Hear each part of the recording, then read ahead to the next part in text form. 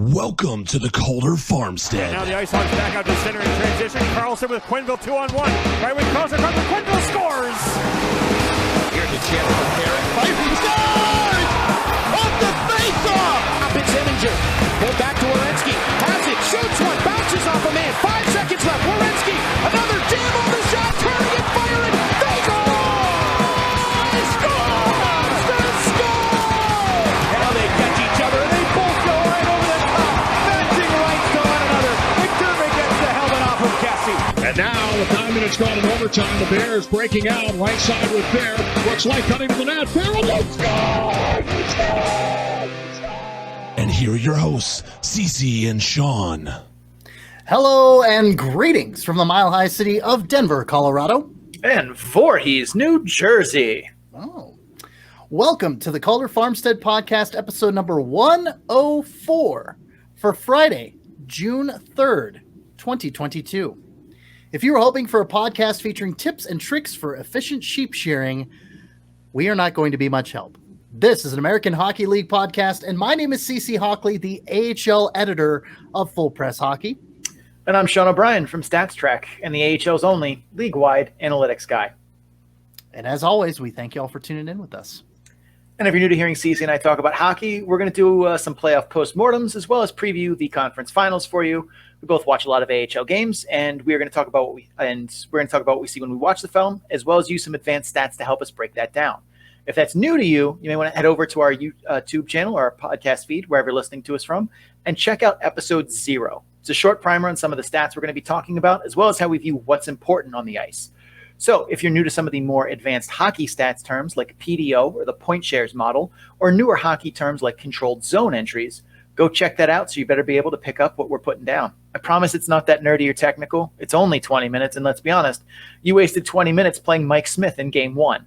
You'll never get that time back. So next time, why not spend a little more time with us talking hockey?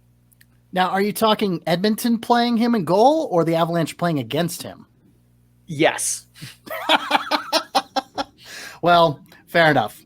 All right, well, let's get started. We don't want to leave him waiting in the green room too much longer, but he's an old friend of the show by now. We probably spent a good 5 or 10 minutes talking with him before we hit the record button. That goes to tell you how much we've established a good rapport and just kind of a general sense of, a friendship. And so without further ado, the broadcaster of the Charlotte Checkers, TJ Chillot, bringing him back onto the program. TJ, looks like it's about dusk there in North Carolina. It's pretty close, and I'm kind of hoping it doesn't start raining right in the middle of this podcast. But right now, it's a beautiful night here in Charlotte. Yeah, I will give them credit. The Are You Afraid of the Dark reboot looks like it's going splendid. I wish I had a match. I would light it and then just put it out. Go. Man, I miss that show. Good stuff. Cue the creepy music. Good stuff. Good stuff. Well, unfortunately, we don't get to have too much fun on this segment with you, TJ. We are here for the postmortem for the Charlotte Checkers, unfortunately. Cece, would you like to break down the game scores and recap and talk about the picks? So we will be sad. Would I like to in President Company? Probably not, but got to do what I got to do. Game 1, Springfield shutting out the Checkers 6-0. Game 2, Springfield eking out a win 4-3 against Charlotte. And Game 3, another bit of not a blowout, but definitely a convincing win to clinch the series. 5-1, Thunderbirds victory. They sweep the best of 5 series, 3-0. TJ, I will say for picks, I did choose the Springfield Thunderbirds.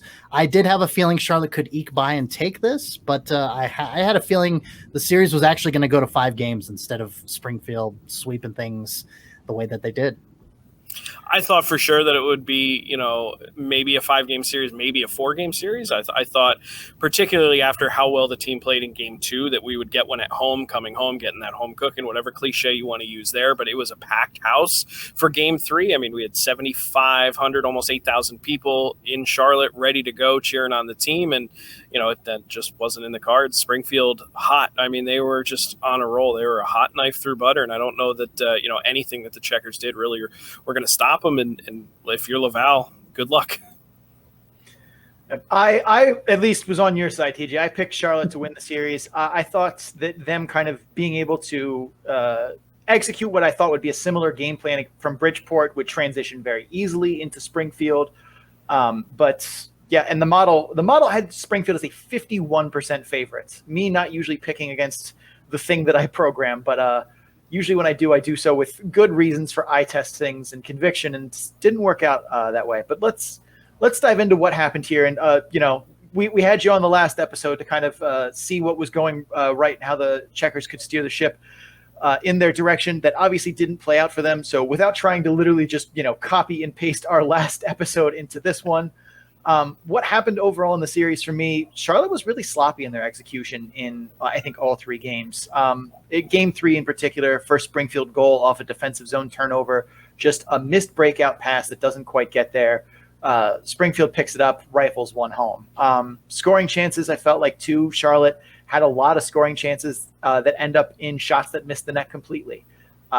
It's all, you're going to miss the net from time to time, even if you're a player at the highest professional level. Connor McDavid misses the net. Alex Ovechkin misses the net a lot, actually. But it does happen. But it did seem like every time that Charlotte got a good break, it was like 66% of the time they were, not even putting the puck on target. Another one for me, too, was it seemed like they just had a number of penalties that were the result of bad turnovers, or guys getting caught flat-footed or out of position, and then it's, oh no, there's someone going the other way, gotta give them the water ski treatment, and that got called. We also talked in the last episode a lot about that it seemed like Charlotte struggled to generate quality scoring chances when they did get turnovers, when good breaks happened to them. It felt like often were not able to turn that directly into offense. We talked about that on the last episode a bunch. They were losing the battle at the net front. We also talked about that in detail in the last episode. But going back to the penalties they took, giving up 16 power plays in 3 games against a power play you struggled to adjust to, also very far from ideal. We had special teams as the X factor in this series in our preview. Springfield went 5 for 16. Charlotte went 1 for 11. So in terms of preview accuracy, I feel like we got that one. And another big reason, I don't think this is spoiling anything, is Joey Decore did not play terribly well. Not the sole reason that they lost, but like we said when we were recapping the Laval and Rochester series, talking about Aaron Dell, as a goaltender in the playoffs, you are going to be judged unfairly when you let shots past you that you clearly saw the release of. Dakota Joshua, Hugh McGing, and Alexandrov's goals from Game 3 come to mind. Are those high-danger chances? Yes, without question. Those are very high-danger chances. Are those high-danger chances that you need to stop as a goaltender in the playoffs? Also, yes. And a big credit to Joel Hofer. He played unbelievably well in this series, to the point where I don't think Chucky Sidebird's returning is really going to give them anything in Springfield, in the sense that he's a better goaltender than Hofer. But given what Hofer did in his absence, I don't think Lindgren is going to give them another level of goaltending on top of that. I think he will be very fortunate just to put in an equivalent performance. But I think Lindgren's the better goalie without question, but I don't think he just gives them better goaltending than what Hofer did in this series, if that makes sense. When I look back through, those 3 games in terms of the execution, game number 1, we know there was not a lot of great execution in that game whatsoever. Game number 2, I think, was their best executed game, and it's the reason why they had the lead going late into that third period. But that final 3.5 minutes, whatever it was, is really where the wheels fell off the wagon. Game 3, however, was kind of like a perfect blend of both of them. I think at times there was perfect execution, and we saw it, but then they run into a hot goaltender, or they're in a situation like you just talked about. It's a Henry Bolby chance that he just sails up and over the crossbar, and Checkers don't put that one on goal. Maybe that would have been the shot that kind of ruffled Hofer's feathers a little bit and allowed them to get back into the game. There was also times in game number 3 where I don't think they played a very smart hockey IQ type game. I think back, the Checkers give up that first goal. It was off a Dennis Cholowski turnover in the corner. And okay, you give up the first goal, but you're still at home. Your crowd's still in it. It was still an electric atmosphere, even though you're down a goal. Then you get a power play. The power play lasted all of 11 seconds before the Checkers commit a penalty of their own. That's not going to help. That kind of stuff isn't going to work. And when you talk about the amount of penalties that the Checkers took in this series, they were a team that committed a number of penalties throughout the regular season as well. So I didn't really expect them to suddenly become this very disciplined team in the postseason. I just expected the veteran leadership to kind of curtail some of the younger guys a little bit so that they didn't get hemmed into situations. Sometimes you have to take a penalty. And with how hard Springfield was playing, there were a number of those 16 penalties were just calls that the Checkers had to absolutely take, because if it wasn't, it was going to be a breakaway the other way and almost a guaranteed goal. And, you're still going to take the risk of going up against a very hot Springfield power play than giving them a free shot. But at the end of the day, in that game 3, I can think of a situation where Luke Henman drew a penalty. It was perfect. He got an interference call. It was Henry Bowlby coming into the zone, drew the interference call, and Luke Henman was his line mate that then went after, I think it was Tommy Cross. I think it was either Cross or Santini. I don't remember exactly, but I remember the play you're talking about, yeah.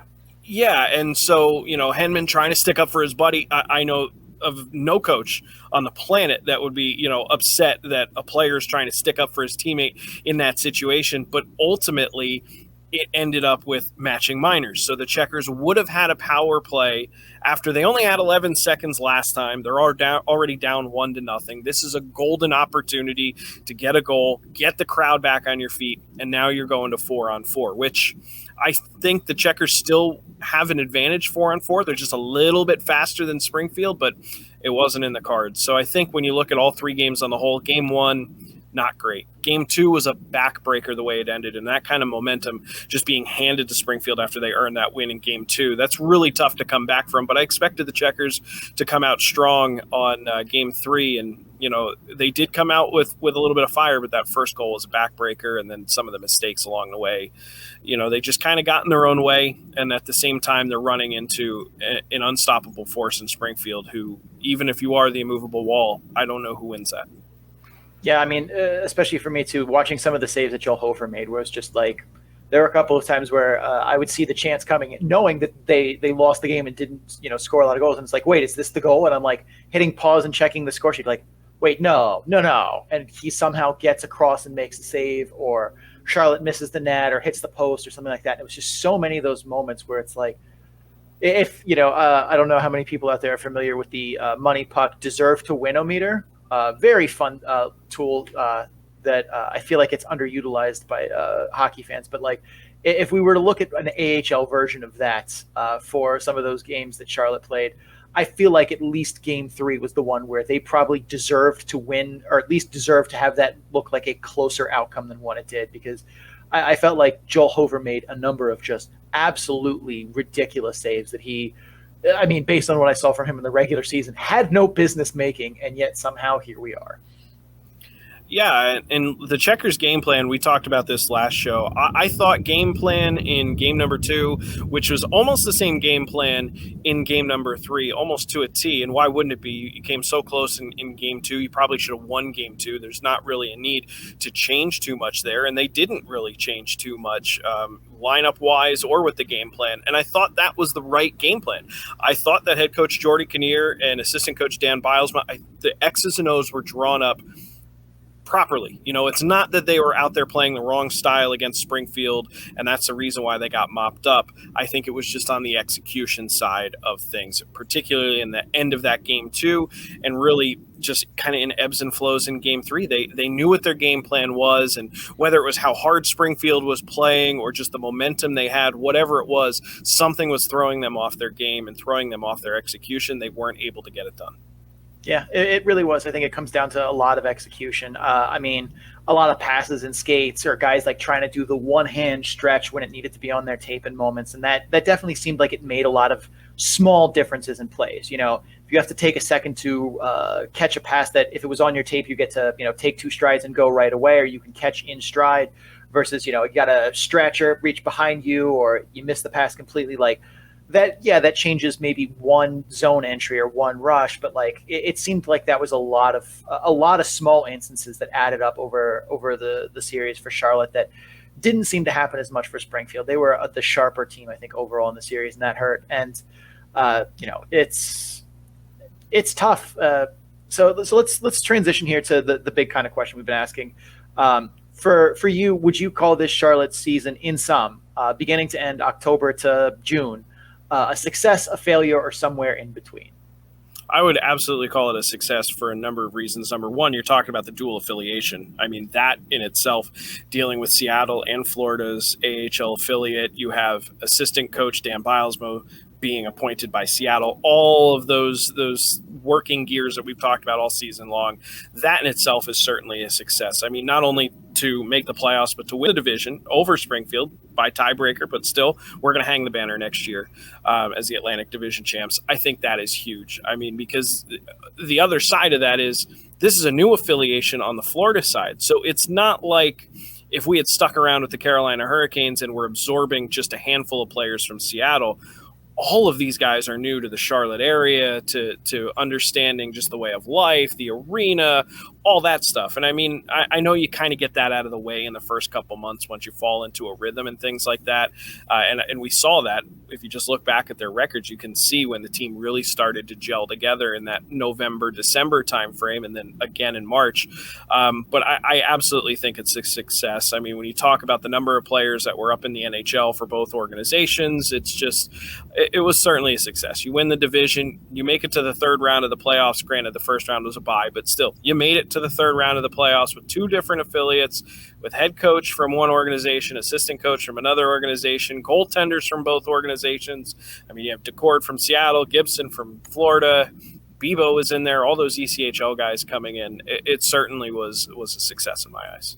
I mean, I struggle to disagree with you in that moment. It's especially too, like this was a season where Charlotte was not just coming in with a new affiliation and two affiliates, but coming off a season where they didn't play the season before in the COVID year. So like to also ask questions of like, are the fans going to come back in the same droves? How are they going to react to, hey, literally none of the guys that were on the team the last time you were here, save for maybe Max McCormick, by just pure happenstance, were are going not to be even him.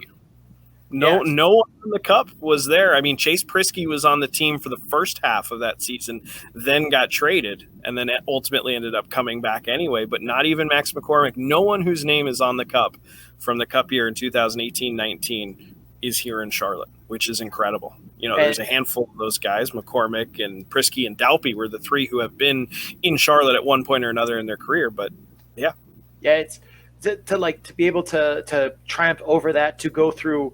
I mean, especially for Jordy Kinnear, like that's a big task too, not just to manage, not just your own affiliate and the people who sign your paychecks, but someone else's, and have, Dan Bilesma in the room, who's technically your assistant coach, but is also a cup winning coach and an NHL coach with quite a pedigree in his own right, who's there to kind of look over your shoulder. Like that's got to be a little bit intimidating as well. And the fact that they managed to find a good balance for how that was going to work, as well as, have success on the ice during the season, have, overcome some strange moments of adversity when, both affiliates are like, hey, we need all of your guys right now. It was, I think, to be able to, not just have a successful season, but a division winning season, you won a playoff round. For the most part, I think gave fans a good time throughout the year. And I mean, I will always credit the Charlotte front office for some of the stuff they do. They very much seem to get it in terms of how to market the team and sell the team. I love the back-to-back Calder Cup champion merchandise that you guys made. That was very fun. Which, spoiler alert, may be appearing on our YouTube background next season. But it's been a lot of fun, and I think Charlotte definitely had a success. Would everyone like to have them, go back to back for a Calder Cup? Of course. But I think that it's silly that it's like only one team gets to call the season a success, and that's the champions, and everyone else fit. Like, that's silly. I think a lot of teams had qualified successes or outright successes a season. I think Charlotte was definitely one of them. Yeah, I think whenever you're analyzing whether or not your season is a success, you have to look at the season before it, right? And maybe even the season before that, because if you're like Springfield, I mean, this is their first ever playoff run as the Springfield Thunderbirds. They haven't even lost a game yet in this postseason. I'd say even if they get swept by Laval, that's a successful season. You know, you have to look back at, granted they too didn't play last year, but you have to look back at, you know, where did you come from and how did you get here? You know, yes, if Chicago ends up winning the Calder Cup, many people might even argue that was, it's certainly very impressive, but many might say, well, considering the fact that all those guys just won the Cup 2 years ago, how much did they move the needle compared to, say, a team that was in last place in the division that made their way into the postseason and got a couple rounds deep before being knocked off? But ultimately, at the end of the day, everybody just wants to hoist that cup, and right now it's down to 4 teams, so someone's going to figure it out. I think so too, and I think from a developmental perspective, it you know, you saw good steps and good moves forward for a lot of guys on Charlotte this year. I thought Grigory Denisenko took a good step this year. Logan Hutsko, same thing. You know, Cole Schwint, I thought, made progress. Alexander True, even though he's starting to age out of what you would typically think of as a prospect, I think is someone who has at least a shot at making an NHL roster at a training camp next year. Joey Decord, big step forward for him, at least outside of the series. I thought he made big strides forward. But it definitely, it seems like in all phases, went pretty well, all things considered. CC, do you have any thoughts, since, you know, I've kind of cut you off, I think, twice now? Well, I mean, I think the big thing for Springfield is the guy in net made Charlotte go 0 for 3 in this series. So, that's all I got. Can we mute him, please? I'll mute myself. How about that? Oh, that was one of your better jokes. But man, you couldn't have waited for TJ to leave before you dropped that one. That's brutal. That's the all right. wound is fresh. I'm sorry. Hey. I'm so sorry. It was low-hanging fruit. I had to grab it. I'm part of the team. I can take it. I can take it too. But back to your point, Sean, no, you're absolutely right. I think that was the one thing with the Checkers, that they were so well balanced this season in terms of plenty of veterans getting involved, the Dalpies, the Wilsons, the Carricks, plenty of those middle range guys like you talked about in Alexander True. And then, of course, there's plenty of the younger guys, the Hutskos, the Schwints, the Sarah Noels, all kind of coming up from the bottom. So it was great to see that they kind of had that even keel. You know, they were across the board. Nobody was really out of their depths. It wasn't like this is a team that was pulled by one line. This isn't like it was a team that was even pulled by one affiliate necessarily. It's going to be very fun to see what this team looks like next year, because when you look at, you know, obviously Seattle's going to be moving out to Coachella Valley, so we're going to lose a handful of players, but Florida has done their homework and has a lot of guys prepared in the wings that didn't get the opportunity to play because of the Seattle guys. That'll make their step, and a lot of college free agent signings and things like that. It's going to be a fun year next year. One more thing too that I just want to point out before we make that smooth transition to, you know, who's staying, who's going, who's free agent.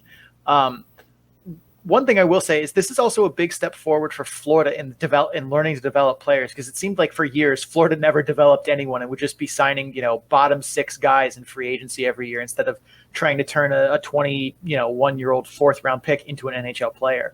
So like to see strides forward for guys in the Florida prospect pipeline is important for them, because it's something that they've just not been good at in recent years. And to see them kind of do that is, I think, a good step forward too. But let's dive into, as you mentioned, because this is going to be a little bit different of a look ahead for Charlotte next year, because you have guys who are headed to Seattle, whether Coachella Valley or to the Kraken. Cece, would you like to take the leaving for a different team and UFAs, or leaving for a different team or under contract, or free agent guys? I'm going to take the free agent guys. I'll let you go first. All right. So who is under contract for next year that is going to Coachella Valley and or Seattle is Joey Decord, Luke Henneman, and Max McCormick. The guys who are under contract in the Florida Panthers organization. Where they end up, we don't know, but they'll at least still be there. Cole Schwint, Conor Bunneman, Zach Dalpe, Grigory Denisenko, Max Gildon, Patrick Giles, Logan Hutsko, John Ludwig, and Sarah Noel. Cece, hit me with the UFAs, and then we'll talk about who we think resigns. Then we'll dive into RFAs. Okay. We're going to start with Christopher Gibson. We'll go to Connor Carrick, Gustav Olofsson, Chase Prisky, and Scott Wilson. Not a very big list, just 5 guys. Yeah, and I think some of that plays because we're not listing the Seattle guys who are going to be UFAs, because that right. a little bit of a weird break here. I guess technically speaking, they could be returning, but that got messy, especially when we get to RFAs, where it's like, well, Florida could offer sheet them. But so I think of that group of UFAs, I could see Christopher Gibson coming back. The rest, I think, are coin toss. Like Prisky, I think, is the most likely of the rest of them. TJ, do you have any inside leanings there that you can, maybe blink to us in Morse code about who you think is going to come back or not come back? I will tell you that I know nothing about any of the leanings in terms of what I'm about to say is nothing more than my pure speculation. What I think, if any of the guys are listening to this or anyone in the organization is listening to this and you're going, TJ, what are you talking about? I'm talking about what my gut tells me and what I think. Shooting from the hip. I've been wrong before, but look, this is a podcast. We're talking about next season. I will give you my gut instincts. Could they be right? Maybe. Are they wildly wrong? Probably. But it doesn't matter. Chase Prisky, I do think Florida really likes him. We saw him make his NHL debut earlier this year. He's a Florida kid out of Pembroke Pines, Florida, not too far away from Sunrise. So there is a great storyline there. And though he didn't live too long there, he was only there, I think, until he was like 10 or 11 before moving up into the Northeast, which is why I went to Quinnipiac. He's someone that they really like. And their young D-core is going to be important going forward. When you look at that Florida Panthers back end, it's a lot of older guys. I mean, it's just one of those things where I think the area that they've done the best job at in terms of prospects and grooming these guys is the defense. When you talk about Prisky, you talk about Matt Kierstead. He's a rookie. He just finished his rookie season this year. I think he's going to be a big piece to Florida's plans, if not next year, the year after. Another guy that made an NHL debut earlier this year. So they're going to be fine on defense. Christopher Gibson, it'll be his 10th year pro. I know the Checkers have or I should say the Panthers have Evan Fitzpatrick under contract. They also have amateur signing of Matt Guzda, who was with us for a little while through that postseason run, just kind of hanging around out of the Barrie Colts in the OHL. So where he ends up, I don't know. Max Gildon, I'd love to see a little bit more from him. He was hurt for most of the season, so I think he might be one of those guys, along with John Ludwig, that start NHL training camp, maybe find their way back to Charlotte if they end up re-signing or where their contract situations are. I don't even remember which one was on which list, but those pieces are going to be pretty good. I think a lot of people fear, especially the casual fan, go, oh my God, the Checkers are going to lose Decord, they're going to lose True, they're going to lose McCormick, but you kind of forget all these other guys that were injured. Denisenko's another one. He's someone that has some NHL talent, but he got hurt and he missed half the season. So where does he start the year? Does he funnel down to Charlotte? Who knows? But that's kind of where I sit with those guys. All right, Cece, give me the RFAs here. Another short list. Yeah, pretty short with a couple guys that you mentioned. Restricted free agents: Henry Bolby, Alexei Heponiemi, German. Is it German? German Rupsov. German Rupsov. I'm just reading. Yeah. It's like Hermione and Hermione or Hermione, whatever you were saying, what you read with Harry Potter. Anyway, and then last but not least, Matt Kierstead. So those four. I think it's pretty clear. Bolby and Heponiemi are getting qualifying offers. There's no way that Florida lets them go. I think Kierstead probably gets one too, but I would be genuinely surprised if German Rupsov gets a qualifying offer from Florida. That seems like a piece that has just never quite lived up to the draft day that he was chosen with, and has kind of just bounced around in bottom sixes of the AHL and has never really shown for more than a flash or a game or a weekend that he's someone who has a higher level that he can get to. He was, I think, a scratch for even when he got traded over from Lehigh Valley in the Claude Giroux trade. Just never seemed like he found a fit in Charlotte, and he's someone that it wouldn't shock me to have Florida not give him a QO and he walks to Europe somewhere or takes like a flyer at the ECHL level and tries to make an AHL squad that way. But I don't think he comes back. TJ, any leanings? I would tend to agree with you there, particularly on the Europe path. I don't know this for sure, but when I look at that Claude Giroux, Owen Tippett trade, I almost feel like Bunneman and Rubtsov were thrown in because Lehigh Valley knows they need to rebuild here in the next couple of years. They need to off some of these guys that were just kind of hanging around and weren't necessarily living up to their expectations or living up to what Lehigh Valley, Philadelphia thought that they were going to be. But I was pleasantly surprised with Conor Bunneman. He came right in, was almost slotted. He was slotted into the lineup the day he got with the Checkers, and really was only scratched a handful of times, and he really impressed me in the postseason with his physical play. So I think they may send out. I think was he an unrestricted free agent? Bunneman is under contract, so okay, he'll be a big piece coming forward. But Rubtsov, I feel like they weren't necessarily as thrilled with him and might have just taken him on just to facilitate that deal and make sure that everything went through. Yeah, and that was kind of my feeling too. Is like, hey, make sure you send us a player back or send us one or two guys back. Like, I don't care who it is, just whoever you need to send us. And I think they probably looked at Bunneman, but like, it would be shocking if we heard in the behind the scenes that like, oh no, Florida really wanted German Rubtsov. I'd have been like, really now? That's okay.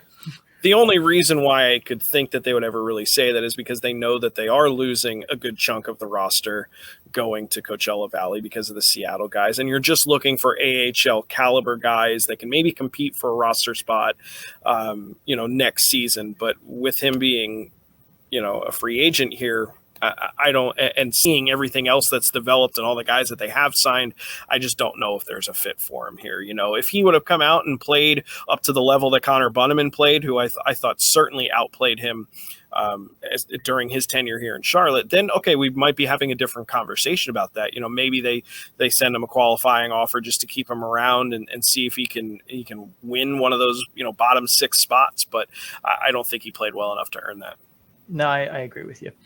All right, TJ, I think that's about all we have to say about Charlotte. It's clearly, sun setting behind you there. So we're going to let you go. I'm amazed that, you are being swarmed by, mosquitoes and other insects out there in the wild. But thank you so much for spending time with us.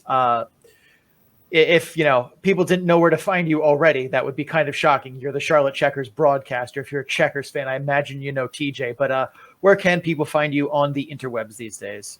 Twitter is my favorite spot, at TJ_ my last name, Chillot, CHILLOT. If you're watching on YouTube, it's right there, at TJ_ and my last name. But I love interacting with you guys. I love having you. It's a long off season. So if you need some guests to come on and just talk about, Penn State, Mississippi, Charlotte, whatever, we can run the gamut. I'm always around for you guys. All right. Sounds good, TJ. Thank you so much for coming on. We appreciate your time. We will definitely have you on, probably not in consecutive episodes for a while, but definitely back at some point. We'll talk to you soon. Thanks, guys. All right. Take it Thanks, easy. TJ. All right, time to shift to the Central Division postmortem here, as Milwaukee did not quite live up to the bar. Spoiler alert. And we decided to bring along a friend to help us, break down what happened. Regular on the show at this point, from On The Future, the prospect side of On The Forecheck for the Nashville Predators. We welcome back Eric Dunay. Eric, welcome back for, I don't even remember how many times you've been on the show now. I think this is 4, maybe. You're practically a co-host. Something like that. Yeah. Thanks for having me. Absolutely.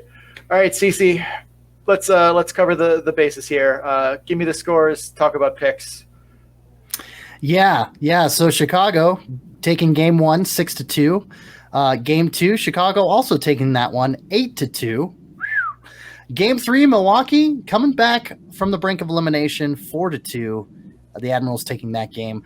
And then game 4, Chicago once again putting up a lot of goals, 5-1 against the Admirals, and the Wolves taking the best-of-5 series, 3-1. And picks, all on the same page here. I said the Wolves have been on a trajectory to win the Central in both the regular season and the postseason since late 2021.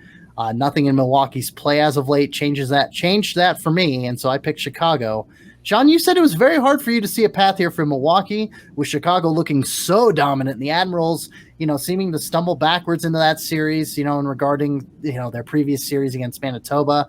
You went with the Wolves. Sean's analytics model had Chicago as a 61.6% favorite. Pretty high favorite there from the analytics model. And in a rare twist of fate, the 3 picks, me, Sean, and the model, going in Chicago's way. Sorry, Eric.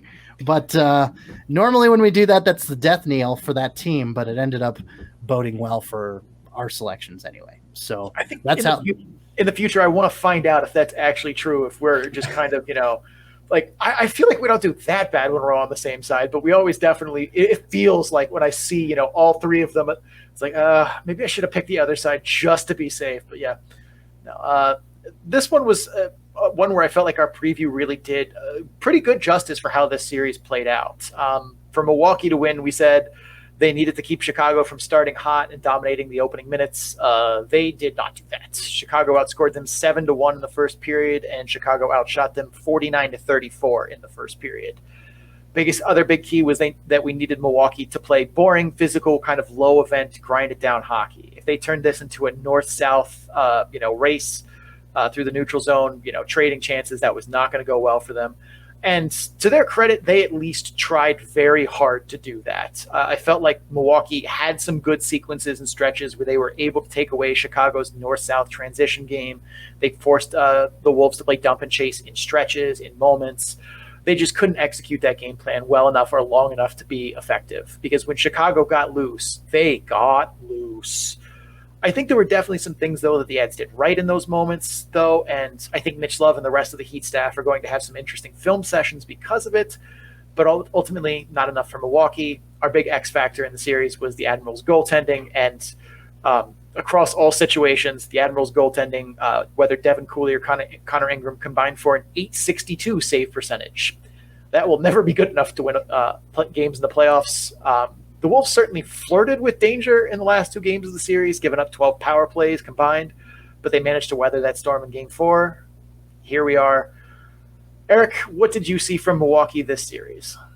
Yeah, I think you hit the nail on the head with pretty much of everything. If you had told me going into this series that it would be the goaltending that it would lose the series for them, I would be shocked. That said, I don't necessarily think a Connor Ingram who was playing up to his standards would have won them this series either. It's certainly more possible than the .835. That includes his game against Manitoba, but the sub .850 goaltending he gave them, which is kind of shocking. But outside of that, this team was never going to generate offense on the level that Chicago could. They were never going to be as quick as Chicago could be, and they were prone to take more penalties than Chicago likely would too. Although you pointed out, Chicago kind of flirted with danger there in the past couple games. Ultimately, I don't think the Admirals had any real chance of getting out of the series. And if they had even the slightest of hopes, it was going to require Connor Ingram to stand on his head, and he did the complete opposite, in fact. So it was funny for me too, because I remember going into the second game, and I briefly replied to one of your tweets on Twitter about should maybe this be a Devin Cooley game? And I kind of soft pedaled the idea that I was like, I think Devin Cooley should maybe start that game, because it was one for me where it was just it was a back-to-back, and starting your goalies in back-to-back games is usually not going well for that goaltender. They're tired, that kind of thing, especially for the effort that Ingram had to go through in the game before where he got shelled. It seemed like a good moment to start Cooley there, as well as in the handful of minutes that Connor Ingram had played in the playoffs for the Ads so far, he did not look great, and I think that Game 2 performance definitely helped solidify that. But it also allowed, I think, Carl Taylor to have kind of an out should it not work. It's like you have an excuse that when you give Cooley the start, you can present to Ingram's like, look, it's a back-to-back. We want you to be rested for Game 3, which is going to be an important game for us no matter the outcome of this one. And if we do lose tonight, we'd rather go back to you, our number one, for a do or die at home. Whereas, if you start Ingram in Game 2, he plays badly, then you go to Game 3 and it's like, well, do we bench our number one goaltender for most of the season in a do or die game? for a guy who's been hot, or do we ride the guy who's maybe been, a little overworked recently and one of the most, exhausted goaltenders from a minutes played perspective in this game? Like, I felt like it kind of painted you into a corner that would be like, no matter what happens, if you start Connor Ingram in game 2, your choices for game 3 are almost all kind of shady if he doesn't perform well. And I think that was more my concern. But when they went to Devin Cooley for game 3, I was surprised. That was, I thought, the correct move, but one that would take a lot of gusto to be able to say, like, hey, our number one goalie is playing not well right now. Like, I still think Ingram is unquestionably overall the better goaltender than Devin Cooley, and a handful of good playoff games and bad ones don't shake that for me. I'm still expecting him to take the backup role to Juuse Saros next year. But to put that dude, in a baseball hat sitting by himself for a do or die game at home, that's a big, bold move. And I'm not saying that, Carl Taylor was wrong. I would have done the same thing, but like, I wouldn't have blamed him for not being able to pull the trigger on that. That's a bold one.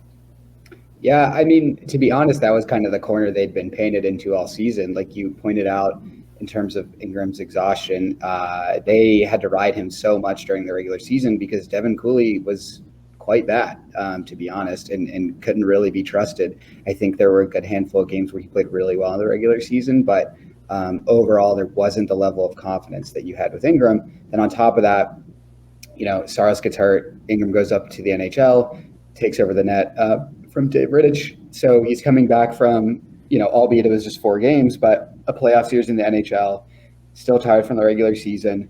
And you get to the playoffs, right? And Devin Cooley stands on his head in round 1 while Ingram's in the NHL. And it's a surprise. Like, he looked like a completely different goaltender than what we saw most of the regular season.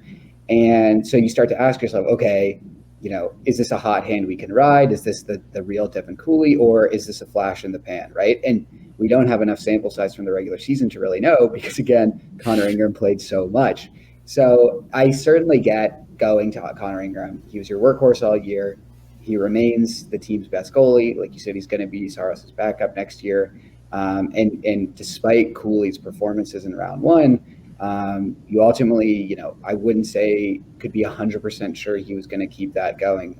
He ultimately played very well in game 3 against the Wolves, but, I still don't trust Devin Cooley in nearly any circumstance starting over Connor Ingram. I wouldn't either. I'm curious to see what happens, next season for the Admirals. Let me quickly scroll down here and make sure that Devin Cooley is a restricted free agent. Yeah. And I imagine he's going to get a QO. Like, that would be a shocker to me if they let him walk. Or if someone offer sheets him. Like, nobody offer sheets guys anymore. This league can't be fun. But I imagine he's going to be back next year. And I'm curious to see what happens with him in camp. Like I said, I'm just assuming that Connor Ingram walks right into the Predators camp and leaves with a backup spot unless he is truly, terrible in that role and out on Broadway getting drunk every night during the training camp. Like, aside from something wild like that happening, which would be way out of character for him, I'm expecting him not to put on an Admirals jersey unless it's a conditioning stint next year. So I think, I agree. I think Devin Cooley, at least this season, is not the superior goaltender, although in the last 4 games he certainly looked like it. I'm curious to see if he's able to build on that from the offseason, ending the season on probably the highest note he can while still losing. And if he's able to make that into progress that seems more sustainable, that would be an interesting move because he's not, if I remember correctly, like, he's not an old, guy who's just is who he is at this point. He is, and I have to look this up because I don't know. Everyone's like 25, yeah. Like, so he's the same age as Connor Ingram. Like, yeah. That's a little late in, the development game, even for a goalie to, be finding their A+ game. But at the same point, it's not unheard of. So I'd be curious to see kind of if he's able to build on that coming into camp into the season next year. Is what I'm just going to assume is, well, Askarov. Yeah, see, that's the tough thing with him, right? Is it's effectively going to be like a 3-way race for the starting job next year. Really, like 2.5 between him, Askarov, and Thomas Vomashka. But like, the Nashville has all the incentive in the world to be starting Askarov, whether he's better or not. yes, Devin Cooley's career is not over, and I think he can certainly improve. But like, I do not think Devin Cooley will ever be an NHL goaltender. And when even if that's a possibility, you're going to be investing a lot more time and resource into your 11th overall draft pick than you are a college free agent that you signed, who was, I think, probably always destined to be an AHL level goalie to begin with. So he's kind of in a tough place, even if he can build on it for next season. But we'll have to see. Yeah, I forgot about the legend of Askarov because, well, I still can't believe that they brought him all the way over from Russia to let him, chill in the press box for those games. Like, I thought for sure the signing of him meant he was going to play, but the hell do I know? Yeah, I think that was mostly David Poyle's hinted at this a handful of times, and I've been trying to kind of pry the whole story out of the organization. It's seemingly a genuinely significant breakdown in Askarov's relationship with St. Petersburg. And he was effectively benched this year, not even in the KHL, but like beneath that. So I think part of it was really just to get him here, start helping him learn English, get him around the team and the organization. Because what is he going to be doing over there? He didn't even go to their MHL team when they went all the way to the championship and won that. So he was effectively sitting at home doing nothing. So I kind of get it. And you're not going to unless something crazy happens, you were going to throw a guy who had barely played in a few months, who just, came across the Atlantic in the net in a playoff game, unless you absolutely needed to. So. Yeah, that's fair. I can see that a little bit.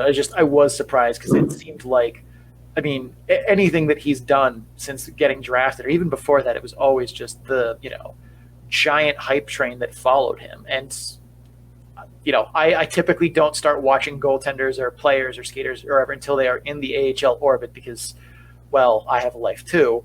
And he was one where I'm just like, all right, I'm seeing a lot of people who are smarter than I am about goaltenders telling me that this kid is for real. I choose to believe them. I haven't seen anything yet. Apparently, I'm going to have to wait a little bit longer to dive deeper on him until we do season previews for next year. But it was a little bit shocking to me. All right, let's transition over here. Eric will ask you: do you think of this Milwaukee Admirals season in sum as a success, a failure, or somewhere in between? It's really hard to say. I think you saw 3 or 4 different Admirals teams this year. So I guess it depends on which one you're asking the question about. If you're asking it about the team that came into the season with aspirations of contending for a championship, I would say it's a failure. If you're asking it about the team that was in last place in the league in December, then you'd say it's probably a success. Ultimately, this team won the organization's first playoff series in over a decade. They largely backed their way into that win, but they won it nonetheless. And that's a big deal. They've really struggled in the first round of the playoffs. I think there's still kind of a bit of taste in a lot of mostly fans, mouths about the COVID ended season where they were miles ahead of the rest of the league. But that didn't seem to be the sense in the locker room when I spoke to Carl Taylor before the season. Overall, I'd say there were a lot of positives. I think you got a lot of really great developmental minutes from players like Mark Delgaizo, from players like David Ferentz. He was allowed to make mistakes. From players like Igor Afanasyev. You got a 20-goal season out of Cole Smith in his first full AHL year, which I probably didn't see coming. So there were certainly some positives. The team's going to be happy that they won that playoff series. But ultimately, if everything had gone right and Rocco Grimaldi had never gotten hurt and Matt Luff had never gone up to the AHL, full time, and all sorts of things, this was a roster on paper that could have contended for a championship. And ultimately they ran into a buzzsaw of a Wolves team that is probably, is going to be hard to stop here moving forward. Yeah, for sure. I think I see it kind of the same way of I remember our preseason when we were doing previews and it was it's hard to see Milwaukee in any scenario, but, second or third, winning the division outright or, very much contending for a division. They looked on paper at the beginning of the season to have a roster that was going to be, deep and talented and hard to see a way for them to just crash and burn. And man, did crash and burn was their opening month and a half of the season. Where I remember watching games where it's like, geez, they're asleep at the wheel here. And I was glad they were able to turn it around because it made me feel like I wasn't seeing ghosts in the preseason when we were like, yeah, this is a legitimate contender. And they managed to get into the playoffs and, turn their season around. So there are definitely some elements where I agree with you, where it's like from the entire sum from, October to present, I can see how it feels like a failure. But given that they dug themselves out from a very massive hole at the beginning of the season, I feel like that it's a qualified success. It's success with an asterisk. We're not unhappy of how the season went, but there are definitely ways in which we would have liked to have gone a little bit better. I do think it's also important to note real quick that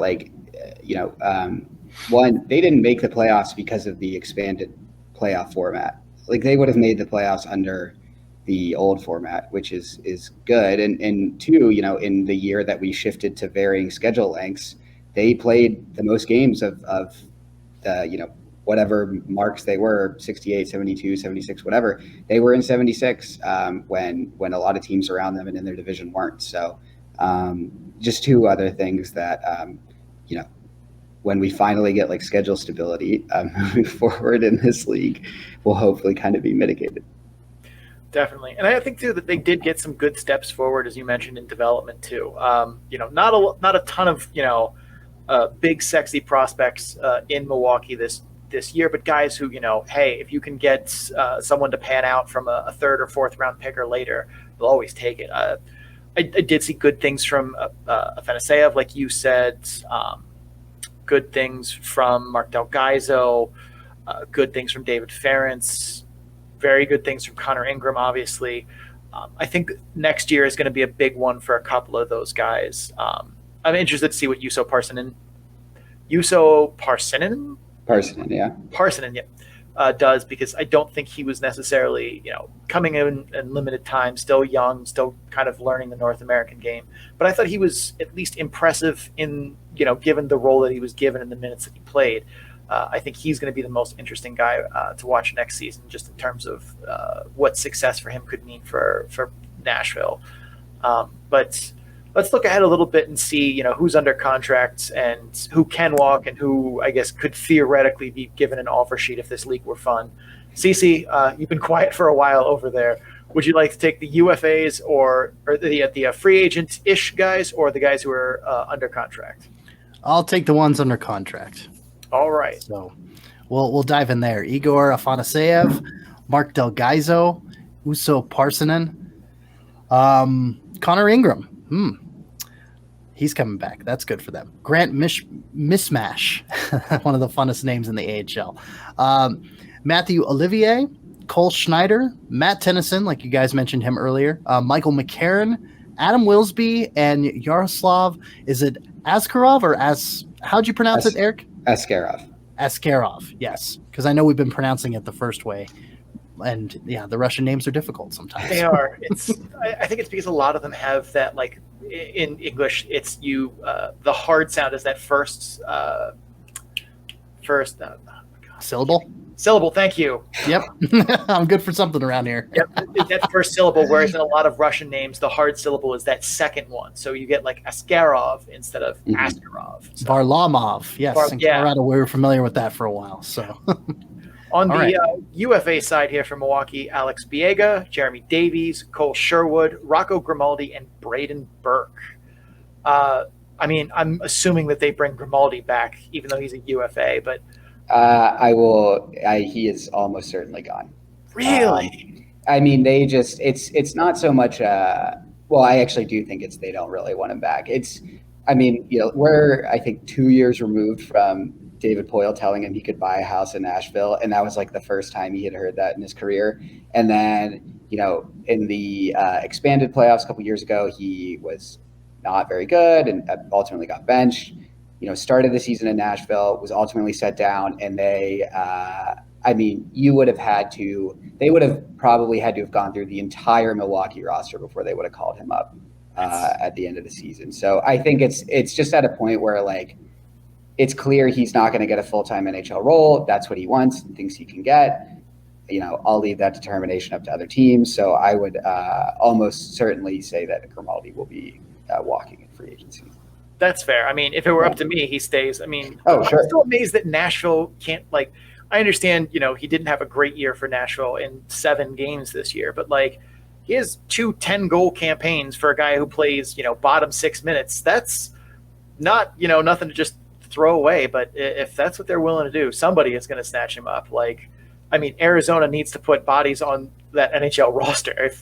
I think that's one where I'm going to be interested to see what they do next year, because like they have like 3 guys under contract for the next season, and everyone else is just, and they're very clearly not trying to win. So it'd be curious to see what kind of, guys who feel like they're right on that cusp between the AHL and the NHL. How many of them end up in Arizona looking for, NHL minutes that are guaranteed to somebody? So I think he would be a good candidate for that.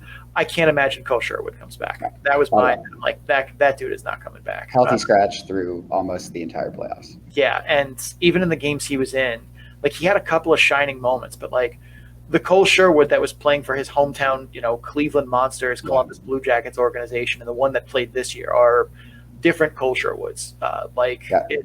You could tell that he definitely missed being, in his home state, in his hometown, playing for a team and an organization that he felt personally about, versus like when he was in Belleville to start the year and then came to Milwaukee and just never seemed like he was there. Like he never seemed to find, his role, his rhythm with anybody.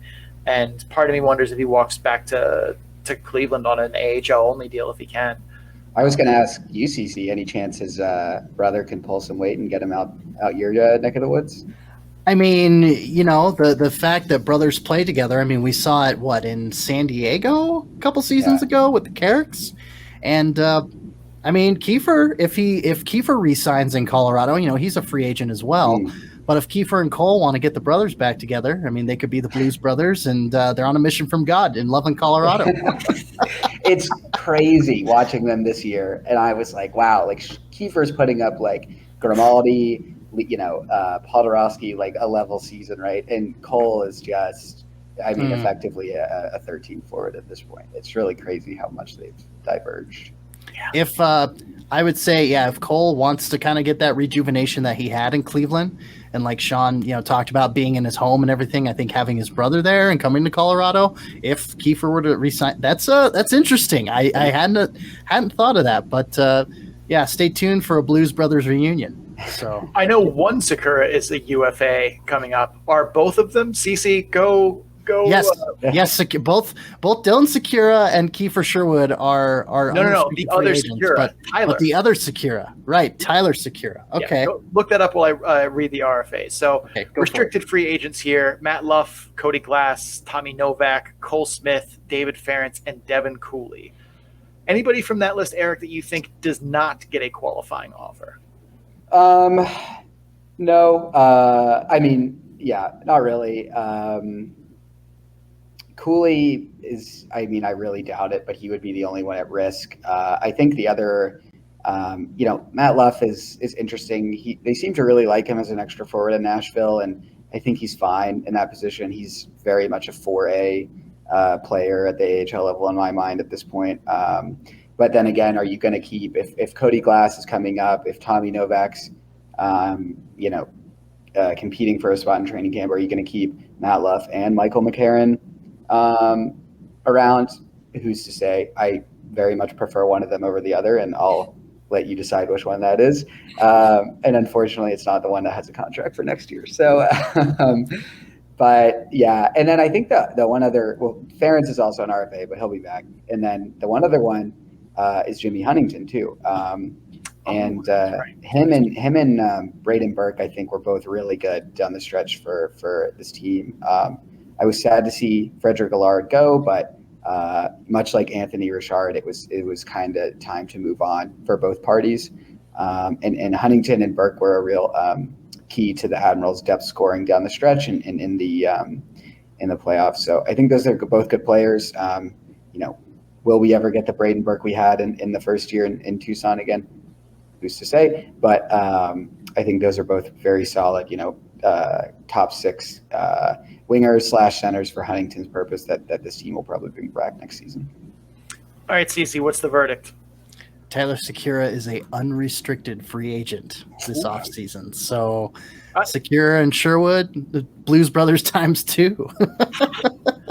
It's funny too how many in the Pacific Division, how many pairs of brothers there are. Whether one brother plays in the Pacific or both of them play in the Pacific, it is very much a division of brotherly love. I would love the Magnas, the Middletons, yeah, yep.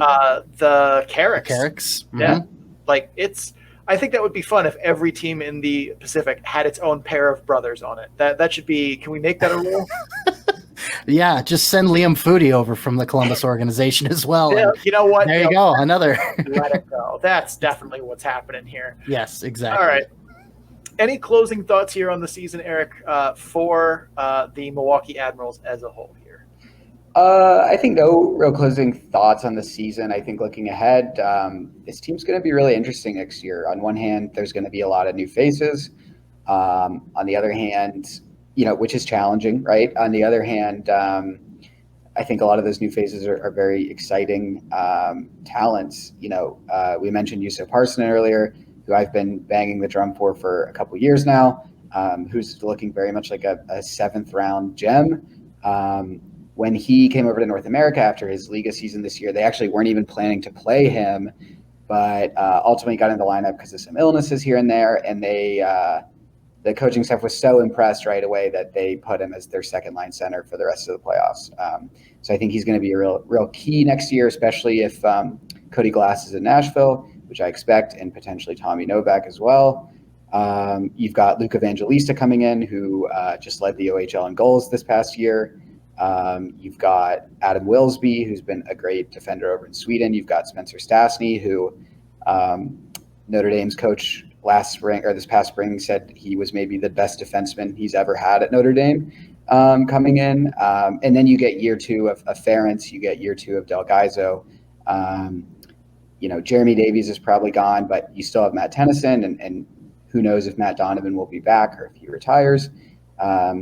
You got Luke Prokop coming in as well, who could be a Memorial Cup champion by that time. So a lot of fresh faces. I think it's going to be an exciting team. I think it's nice that all of these prospects in the organization who kind of have a big pedigree are going to be coalescing together on this roster. We'll see how Carl Taylor makes it work, but overall, a lot to look forward to. And at the very least, we finally get to watch Yaroslav Askarov play regular minutes, hopefully. So. Yeah, I think that's going to be interesting. I also didn't think of that too. Is there are a lot of very interesting prospects for the Nashville organization, kind of all seeming like they're headed to Milwaukee next year, which you don't see a lot from teams. A lot of them, it seems like they put most of them in the AHL when they can, but they're rather willing to let some of the guys who are in Sweden just stay in Sweden or in Russia or whatever, where they prefer, where they feel a little more comfortable. Whereas if it were me and I were a GM, God helps whatever team's stupid enough to hire me, but I would definitely be like, oh no, we are able to yank you from whatever league you're in and put you in our clutches in the AHL. Too bad. It must suck that you have to come here, but that's what's happening. Yeah. So I'm always surprised that it does seem like there are going to be a lot of very interesting and it's funny because we were talking earlier off camera about how I know your depth of knowledge with the Nashville pipeline is unmatched, and you could name 6 guys I've literally never heard of, and yet surprisingly all of the ones you named I have at least heard the name, and I'm like, oh yeah, he's someone that's an interesting prospect for this organization. So they have a lot of interesting pieces coming in. I think I think you're right that it's going to be a very fun season for Milwaukee next year. And hopefully they get off to a good start in fall instead of, in January. Yeah. Well, hey, don't worry, I've got one name to trip you up. Have you ever heard of Navrin Mutter? Oh, come on. You pure made that up. It's a real person. Just finished the season with the Kitchener Rangers. To be fair, he was never drafted. They signed him as a free agent a couple of months ago. And I'm almost certain he'll probably be starting the year in the ECHL, but he does exist. So that's good to know. He's about as real as Blade Jenkins, one of my other favorite names in the AHL. Yeah, it'll be interesting. Unfortunately, we have to wait a year for the Zachary Leroux suspension bonanza experience in the AHL, but Don't worry, it's coming. Suspension bonanza experience. Yeah, he really has been racking up the suspensions in the QMJHL the past couple years. Oh, I see. Yeah. Fun. Well, anyway, Eric, as always, thank you for coming on and lending us your expertise in all things Milwaukee Admirals. I'm sure if you haven't figured out where Eric is by now, of the number of times he's been on the show, I don't know what you're doing. But Eric, where can people find your brilliance online? Sure, yeah. You can follow me on Twitter at On The Future OTF, and then you can see all of my writing at ontheforecheck.com. All right, Eric Dunay for On The Forecheck and On The Future, the Super Bowl Nation affiliate of the Nashville Predators. Thank you so much for coming on. Of course, thank you. Thanks, Eric. Okay, we are down to our final postmortem series, and it is the Stockton Heat against the Colorado Eagles, the Pacific Division Finals. And since I was kind of away and, we figured we'd bring on somebody to cover Colorado. And, she has been covering Colorado for DNVR here in the Mile High City and in Loveland. She covers both the Colorado Eagles and the Colorado Avalanche for DNVR. So please welcome someone that I've met in person many a time. She's become a good friend, Meghan Angley. Meghan, welcome to the Calder Farmstead. Hello. Thank you for having me. Yeah, it's great to have you on. Like I said, I've worked with you enough to know that you're going to bring the heat when it comes to the Eagles. Oh, that was a bad pun. That was unintentional. Not for this series post. Hey, phrasing. Hey, phrasing. Yeah, that was poor. That was poor phrasing on my part. Let's get to how the series fleshed out for Stockton and Colorado. Game 1, Stockton handily defeating the Colorado Eagles 5-0 over there in Stockton, California. Game 2, much closer, better game played by Colorado, still a Heat victory, this time only by a score of 1-0. Game 3, we kick it back to Loveland. Colorado 6-5 barn burner. Jean-Luc Foudy in overtime winning that game for the Eagles. Game 4, Stockton, another 1-0 victory. Dustin Wolf's third shutout in the 4 games of the series. And that's another 1-0 victory for the Heat. Stockton winning that best-of-5 series 3-1. We're going to talk about the picks. And, I said this is one that I felt could go the distance. I'd seen how Colorado wasn't afraid to get physical and temper attempts to overpower them. That wasn't really a factor in this series, at least not much as one as you'd think. That combined with the scoring prowess and overall skating depth, that led me to pick the Eagles. I felt it was going to go 5 games. Sean, you also picked Colorado. The model, Sean's analytics model, 58.6% favorite the Eagles were from the analytics model. So, of course, all 3 of us in cahoots, Stockton gets the victory.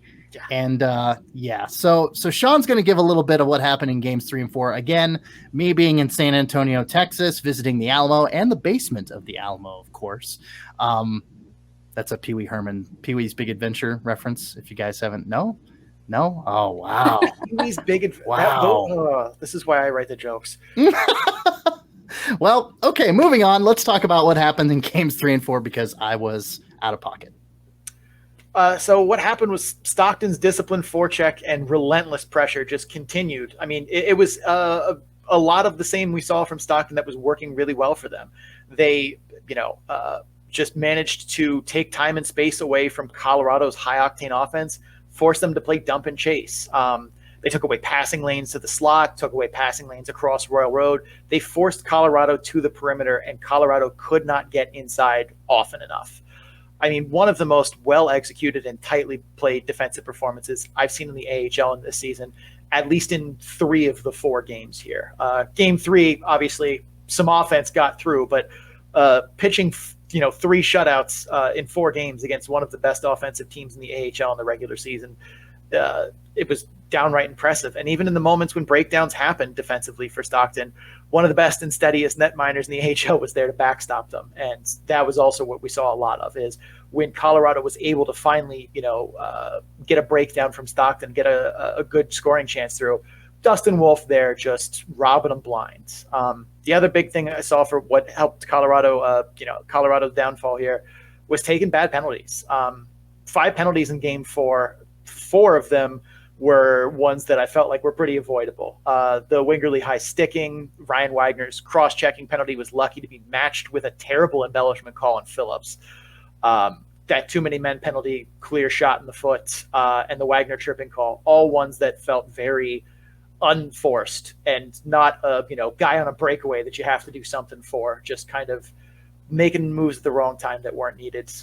Those didn't necessarily put Stockton on the board per se, but they definitely helped disrupt whatever Colorado had going for them, breaking up their momentum and forcing them to kind of, try and create offense from the penalty kill, which has worked for them in the postseason at times, but clearly was not going to be as big a factor against a disciplined and well-prepared team like Stockton. Megan, that's what I saw from this series, unfortunately, for the Eagles. What did you see? Pretty much mirroring a lot of what you talked about, because it would be a disservice to reduce Stockton to just the excellent goaltending, but a lot of what went wrong for the Eagles was their own doing. And there was a pattern that emerged in this series specifically where the Eagles took the first penalty of the game and it deflated a lot of their momentum. Also of note, Dennis Gilbert is not in this series as well, and he was a huge player on their penalty kill, which was near perfect throughout the postseason. They were missing him in the last series as well, but Andreas Englund kind of stepped up in that role on the penalty kill, and 2 of the 3 power play goals against happened with Englund in the box. And so this near perfect penalty kill that helped the Eagles to go the distance through this point was seriously lacking without Dennis Gilbert, and with irresponsible penalties being taken, the penalty kill just couldn't rise to the occasion, and it did hurt a lot of their momentum. They were unable to get offensive chances because they were playing on their own end most of the time. Yeah, and Megan, something that I noticed was that, you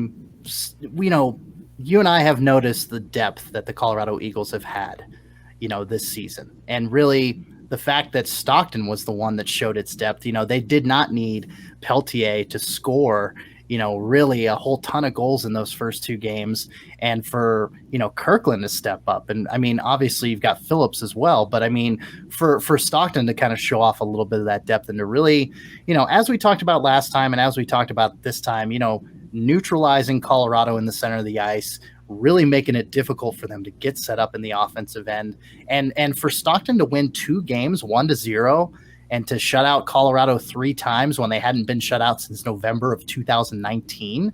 It's like Stockton came to play, and Sean said it pretty perfectly last episode. Heat head coach Mitch Love really tinkered with his strategy to make Colorado's life extremely difficult and extremely fruitless when it came to goals on the board.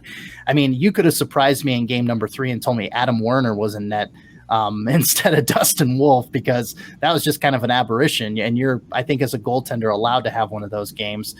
Sean's got a Patrick Waugh jersey on, and he, his last game in that jersey was a 9-goal affair, if I remember correctly. So, but anyway, I digress. It's amazing to me how well Stockton adjusted, especially after, losing that close game 3, 6-5, and then coming back and winning another, again, Kirkland, the only goal in game 4 in that 1-0 win. It's like Stockton came to play, and they punched Colorado in the mouth with that freak goal in game 1, that kind of just that backhand along the goal line that Eustace couldn't pinch the pole tight enough, and it just kind of went downhill from there in regards to the series. For sure. And one of the other things too is, like, I would have thought if Colorado went down in the series, we'd be talking about, our X factor for the series was Justus Anunen. And we were like, he looked very good in the playoffs and in this series as well. But we, having seen him a bunch in the regular season where he was good at times, bad at times, and seemed to struggle to find that consistency, it was hard to see his playoff performance before this series and say, okay, that's definitely the guy who he is. It was something that we were a little skeptical of. Like, he had played well and looked hot in the playoffs, but given his full body of work this season, it was something we could see unravel. And that wasn't the case here. We got that one wrong in our X factor here. Justus Anunen played very, very well in this series. Justin Kirkland goal line goal notwithstanding. Like, you lose 2 games 1-0 as a goaltender. You give up 1 goal. You're expecting to get enough goal support that your team can do something to at least get you to overtime or give you a chance. But Justus Anunen was not the reason Colorado lost the series, and I'm surprised that that wasn't a bigger story for it, but he played excellent for them. If nothing else, that's a high mark for him for his, his work this postseason. And I'm sure his exit interview was like, well, I did all the stuff that I could. I don't know what more you could have asked from me. That's a great point. The decline in Eustace this season began after the pot of gold game against Stockton earlier in the regular season. And it took a little bit for him to bounce back from that. And a lot of that came through in the postseason. And he just had an excellent series, but there wasn't enough in front of him to get them past this round. Meghan, I really feel like Dennis Gilbert missing. You mentioned him. Probably one of the best defensive players I've seen come through the Colorado Eagles in their 3 years of AHL existence. I mean, the man sold out for every, like you said, he was a penalty kill just stalwart on the penalty kill. I mean, really him missing, and then for Dylan Secure to come back at the beginning of the series and just not make as big of an impact as I thought he was going to. I mean, thoughts on both like Gilbert's, being MIA and then Secure coming back and not really contributing as much as I thought that he was going to. What are your thoughts on those two guys? For Gilbert specifically, I didn't expect his absence to have this big of an impact, but it's clear we've talked about the type of player he is. He's just completely a heart and passion guy. He would walk the concourse during games instead of sitting and watching them, I think, because he couldn't stand to be sitting down and watching the team instead of being able to play and to help them. So I think that's incredibly disappointing for him and speaks to the impact that he does have when he is in the lineup.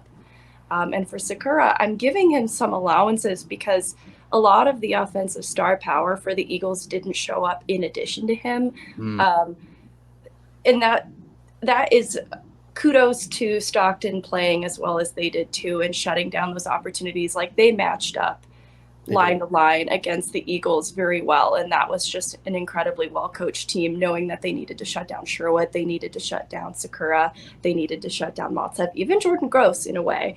And so they matched up very well against this Eagles team. So of the Eagles roster, Sakura was still the one who offensively had the most impact, but that's not saying much with two shutouts.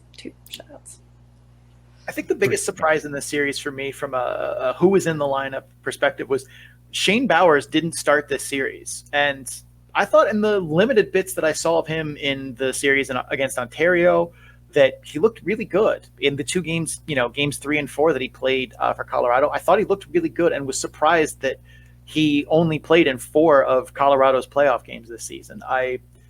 I admittedly didn't get to see much of the regular season for the Eagles because usually when we cover the Eagles, that's a CC job and not a Sean job.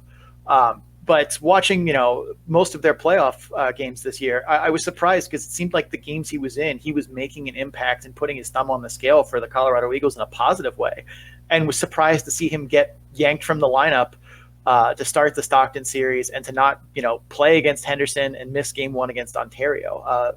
Any thoughts, from either of you as you're both, dialed in really closely, why Shane Bowers wasn't getting more, into the lineup, even though he was clearly making an impact? Go ahead, Meghan. It's an interesting topic of conversation that I think we've all talked about in the press box because game 2, he comes in Ontario series and has an immediate impact, I think a goal and assist. And then even in this series with Stockton, he has an immediate impact. He opens up the scoring in game 3.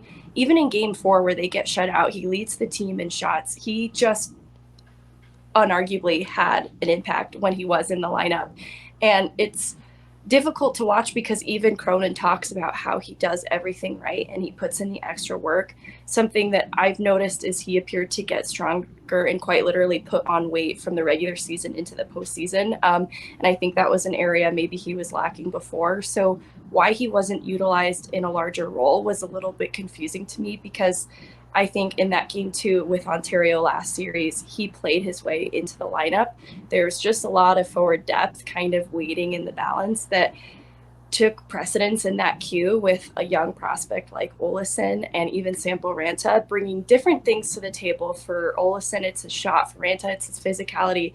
But I felt like Bowers really rose to the occasion in improving those elements of his game as well. So it was a little confusing, but the best I could sum it up to is maybe a little too late, because there were games in the regular season where he just wasn't really visible unless he was skating, and that definitely shined in the postseason, but maybe it just wasn't enough in the regular season to solidify his place in the lineup. And Megan, you mentioned how, Bauer's putting on weight and just the physicality of play, just in general from the Eagles. From Henderson and Ontario, I felt like the Eagles had to play a more physical game. And I mentioned that last episode too. I feel like the Eagles really had to dial it up, and it really showed in the Ontario series with how frustrated guys like Martin Frk and TJ Tynan would get with just how bruising, guys like, throwing Dalton Smith in the lineup to throw a curveball in there. It's like, okay, here we go. And so bringing that mentality into game one, I felt like the Eagles were kind of like, all right, let's, punch him in the mouth. And Stockton's like, nope, too quick for you. Not going to happen. So, and yeah, it was amazing to me. I mean, granted, Stockton can get a little physical, but I feel like the dial was more towards, method and, just strategy than to physicality. And you probably noticed that too, Megan. Yeah, they needed to inject offense into their game every area possible, and so the services of Dalton Smith were largely unnecessary. Even Samparanta, and Olesen is so new, he's still figuring out his game. It just felt like an obvious choice to utilize Bowers for this series more than he was, but who knows what's going on behind the scenes. He's had lingering injuries crop up. Maybe there were some things that were giving him some problems. It's tough to say. I wished I had done an exit interview with Cronin at the end of this season. It's still on the table. I haven't taken that off, but I'd love to learn about Bowers specifically. Oh yeah. Alrighty. All right. One thing that we did want to bring up too is, and I'll pose this both to you both before I answer, is how do you think of the season in sum for the Eagles? Is this a clear success, a clear failure, or somewhere in the gray in between? Cece, I'll let you go first here. Okay. I would say it's a success. I mean, third year in, fourth year total. 2021 was a bit of an aberration in regards to being a season, but I feel like to progress all the way to the Pacific Division Finals, when as far as you made it before in a Calder Cup playoffs was just the first round and you were defeated, I would say just that in general was a success. The way they went out against Stockton, I'm sure Coach Cronin doesn't dub that a success or view that as a success. But in regards to the development of players, especially with the development of Justus Anunen, I feel like he would chalk that up as a success. A lot of the guys coming in, and Jean-Luc Foudy really showing out this postseason after kind of a pedestrian regular season, but really stepping up his game, getting a couple overtime winners, and really kind of growing into that speed to where, he had all this speed, but the hockey IQ hadn't quite caught up yet. I think his hockey IQ is getting better. I think him being only, 20 years old and already having 2 seasons of AHL hockey under his belt is definitely a benefit to him. And so I think, long answer to a short question, overall, I think the season was a net success for the Colorado Eagles. Megan. I completely agree. I think to sweep the first and second round teams the way that they did is pretty historic for such a young team that's building its history as we speak. But even looking down the lineup, a lot of guys, young and old, had career years unlike anything they've ever seen in their professional time, like Jordan Gross and Kiefer Sherwood. And so I think those are guys you expect to have good years, right? They're a little older, more experienced. But even players like Jean-Luc Foudy had massive improvement from start to finish. That to see that kind of improvement on an individual level, it definitely translates to success team-wide. And I get the impression, too, that this was just slightly a different year for the Eagles. I think that they were really dialed in from coach to team and then teammate to teammate. It just felt like they were very cohesive. And so I think it is a huge accomplishment for them, and there's a lot to build on moving forward. I agree that it's a success, but I think it's a little bit more of a tempered one. Obviously, results, they'd rather, go down a little more swinging in the Stockton series than probably what happened. They'd rather have more, losing 3-2 or 5-4 than 1-0. But I digress. I think that victory over Ontario, sweeping a very good Reign team, especially, with former Eagle TJ Tynan on it, definitely helps everyone see that as a success in their eyes. I think without that Ontario season win, we may be having a different conversation if they go down there. And I think from a developmental perspective, as the Avs' #1 developer of Utes, they did well. I saw guys take steps forward, Justus and Noonan in a big way, and a lot of others, but no one that I really felt like that was in the AHL for a reason for the Eagles as a developmental piece or project took, the leap forward that I would have hoped to have seen. We talked about Shane Bowers and Martin Count as well. Like, both had good seasons, productive seasons. They made steps, but I think, they need to, next season needs to be that plant the flag. I'm ready for the NHL season for them, or we may be asking questions at this time next year. But I definitely think a success, but I think I'm a little pinch lower than you guys are overall. But I'm usually the -1 here. So let's quickly look ahead here, see who is at least under contract for Colorado next year, and who can walk away and who can, well, not technically walk away, but offer sheeted and that kind of thing. CC, do you want the under contracts or the free agent guys portion of this? I think I'll take the under contract guys. So they got a good number of people coming in, a couple of new faces possibly coming in on entry level deals. So we'll start with Sampo Ranta. Ben Myers has already made his NHL debut at the Avalanche at the later portion of this season. Oscar Olesen, like Megan mentioned earlier, Alex Bocage, Jean-Luc Foudy, Martin Kaut, Jason Megna, Ryan Wagner on the last year of his AHL deal, Wyatt Emmett, Danila Zuravilov. I struggle with those Russian names. Nate Klerman, although he spent a lot of time with the Grizzlies this year, he may get a nod as a bottom pairing defenseman with the Eagles. Rob Hamilton, and the 2 netminders under contract, Justus Noonan and Trent Meyer. Unrestricted free agents. Sean. Stefan Matteau, Dylan Secura, Kiefer Sherwood, Gabriel Fontaine, Dalton Smith, Keaton Middleton, Charles Edward Dastos, Andreas Englund, and Hunter Mishka. Big pile of unrestricted free agents there. So a lot of questions for who the Eagles want to bring back, who they want to resign. Restricted free agents, Shane Bowers, Cal Burke, Nicholas Henry, Mikhail Maltsev, Andreas Wingerly, who has been rumored to be floating to the Swedish Hockey League, Dennis Gilbert, Jordan Gross, Jacob McDonald, and Roland McCune. From the RFA group, I cannot imagine any of them don't get a qualifying offer. Like, I would be shocked to see any of them, get left out in the cold by Colorado. So anyone stand out to you, CC or Megan, that may not, from the RFA lists there, be, someone that gets a QO? Megan, go ahead.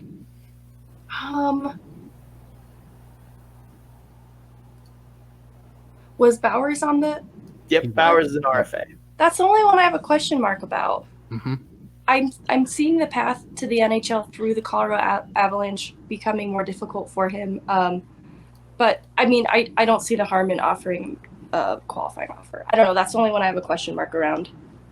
Yeah, I could, I think that they might not see, a bright future for him in the Colorado organization. But, the dude was a #1 pick, only a handful of – or not a #1, a first-round pick only a handful of years ago. So, if nothing else, they'd keep him to send him – if they were going to send him somewhere else. You don't let that guy walk for free. So, right. I see what you're saying about that's kind of, the question mark, but I cannot imagine Joe Sakic is going to let him just walk out the door. That's someone I could see, taking a QO for a 2-year deal and then next year being traded, at the draft for a, package for something else. In terms of UFAs, though, Matteau, Secura, Sherwood, Fontaine, Dalton Smith, Middleton, Dastos, Englund, Mishka. CC, most likely to come back, least likely to come back in your mind? I would say most likely to come back. I'm going to say probably Kiefer Sherwood. Least likely to come back. I'm going to go with. Oh man, I'm going to say. I mean, he didn't really play a whole lot with the Eagles, but Dasto just showed out and set records in the ECHL, both in the regular season and the postseason. So his stock is super high. I can see him signing an AHL deal elsewhere. Or maybe if Colorado decides to sign him to another AHL deal and make it a one-way this time. Yeah, and maybe Miska, maybe Miska just maybe he walks. It's tough to say. There's a lot of good names on that list, though. Megan, what are your thoughts? I don't know who I could see walking away, because I just got the impression that a lot of people on this team would like to play here compared to other leagues, unless they're looking at career growth, because that list is kind of the veteran type player too. I don't know if they're looking to have a larger role at a different organization. I know that is Gilbert on the UFA list as well, it looks like. I know he filed for arbitration last offer, so maybe he's looking for something, a bigger role on a different team. I don't know that. Gilbert's actually a restricted free agent, but I mean, you've still got Mateau, Sherwood, Okay. Sekura, and then the depth forward guys, like Fontaine Smith and Keaton Middleton. I could see maybe moving on. Offensive threat Keaton Middleton. Oh, that was a joke with Megan and I last year. I think I actually disagree. I think Middleton is most likely to stay of anyone there. I think he's someone who's carved out a good role and is someone who, when the Avs get injured at defenseman, is someone that they can point to and call up and have him be just a reliable, 14, 15 minute a night defenseman.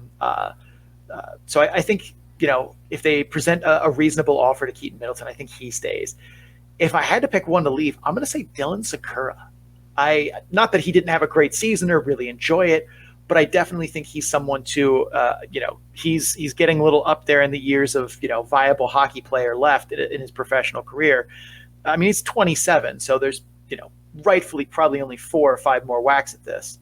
So if I'm him, I might be looking for a place where I could, do get some more games that, for those NHL dollars. And seeing the Colorado depth at forward, that's looking like that's going to be the most uphill battle you could possibly have, especially because his skill set is not like Keaton Middleton's, where he can be a reliable fourth liner on Colorado. I don't think that's going to be something that they think of him as in that role, or that he thinks of himself in that role. So I could see him, looking for greener pastures somewhere else to try and get a more permanent crack at an NHL roster and an NHL paycheck on a regular basis. So if I had to pick one, I think Sekura is the most likely in my mind to walk. But as we have a long history of doing, we're not great at the roster moves aspect of the AHL. The rest of it, I feel like we do pretty well at. But that one, for some reason, we brick quite often. So now that Megan's back, okay, let me throw some names out there. Dylan Sekura, Kiefer Sherwood. We'll throw offensive threat Keaton Middleton in there. And then we'll also do let's also do Hunter Miska. So out of those 4, who do you see staying and who do you see going? I see Miska staying. I already forgot everyone in this list, but I feel like you started with Sherwood as well. Sherwood, Sekura, and Middleton. Sekura I see leaving. Sherwood I see staying. Miska I see staying. And then Middleton was the other one. Yeah. I see Middleton staying. That's fair. I think he would take a team-friendly offer. I think he likes it. He always does the NHL 94, celebration after wins and everything, just with the stick in the air and everything. It's pretty neat to see. It is funny. If that's the only reason to keep him around, then so be it. But no, he's actually been great too with when he's paired alongside, like he was with Wyatt Ahmet for a bit. Justin Barron, rest in peace. Just kidding. He just got traded. But he actually helped these prospects to develop in a way that I didn't expect for our D-core. So I see a lot of value in Middleton. Yeah, that's a good point. I'd forgotten about that. Feels like Barron was on this team 100 years ago, but that's just going to show how long this season was. But anyway, Megan, I personally wanted to thank you for coming on, and I know Sean appreciates it as well. Tell the people where we can find you on the social meds, as the kids say these days, and elsewhere to find your written work too for DNVR. Definitely. I'm on Twitter is right by Wah, and you can go to thednvr.com, and if you go to the Avalanche tab, you can find me and some articles, Meghan Angley, over there as well.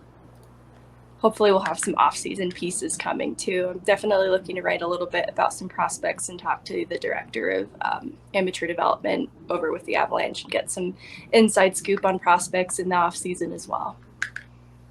Awesome. Sounds good. Yeah. Megan, thank you so much for coming on. We really appreciate it. We hope to have you on again soon. Absolutely. Thank you guys. Have a good day. All right. Thanks, Megan. Appreciate it. See you around. Bye. Bye-bye. All right, Meghan Angley of the DNVR. And yes, so with that, I think we're going to take a brief respite. Yep, we are going to take a break here. After the break, we will get to the conference final previews. We'll start in the East and then go West. If you're just here for Postmortems, thank you for stopping by. Don't forget to subscribe wherever you're listening to us from so you get episodes in a timely fashion. Also, check us out on social media. Links to our social media and more can be found on our Linktree page at linktr.ee/the Calder Farmstead. We're going to run some ad space and bills. We'll be right back. Stay tuned. And we're back from break. Cece, we're down to 4 teams. We've gone from 23 somehow to 4. Let's preview them. Let's get to it, East to West.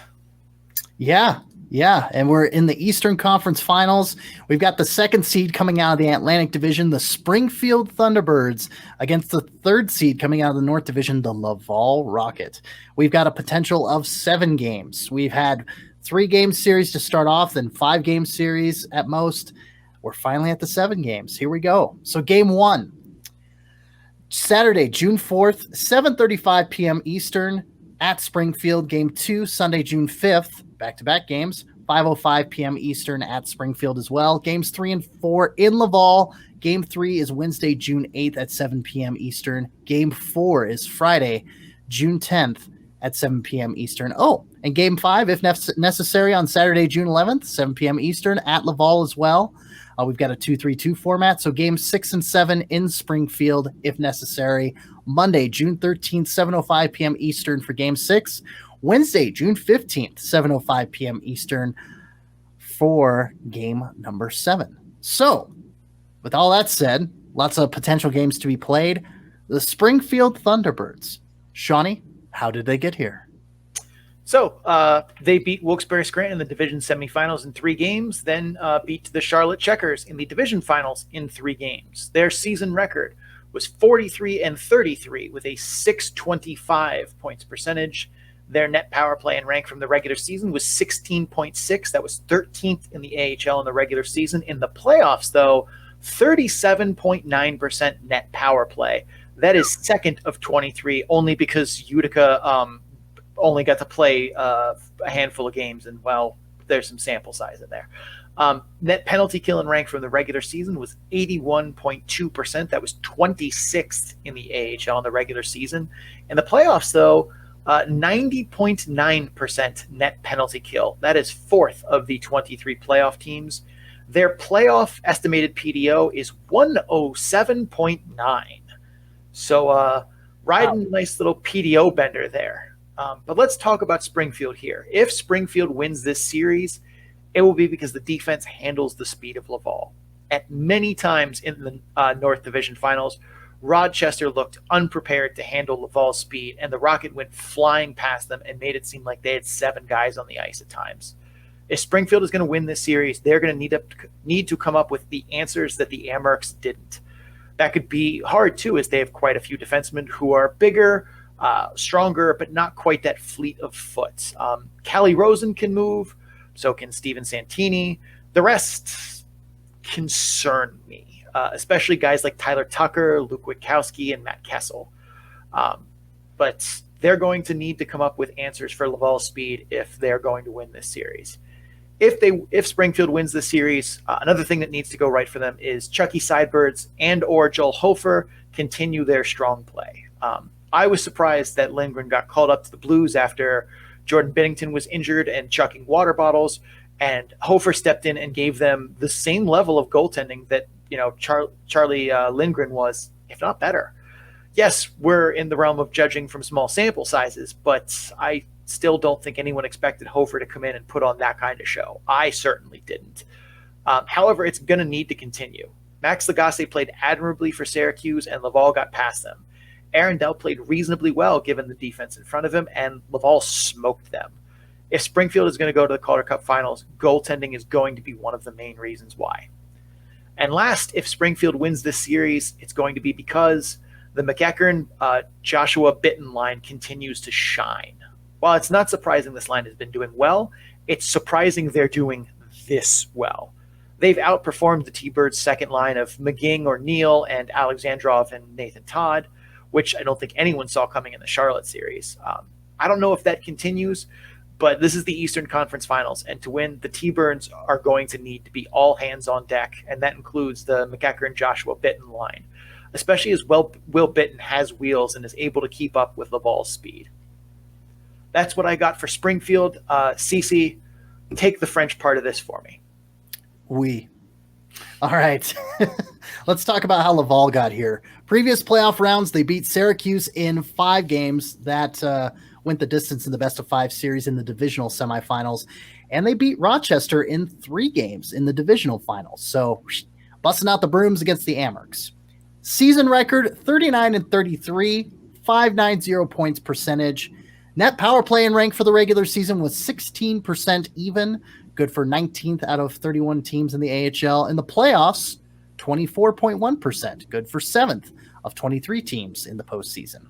Net penalty kill and rank, 85.9% in the regular season, good for 7th in the AHL. In the playoffs, 86.2%, 5th out of 23 teams, about the same.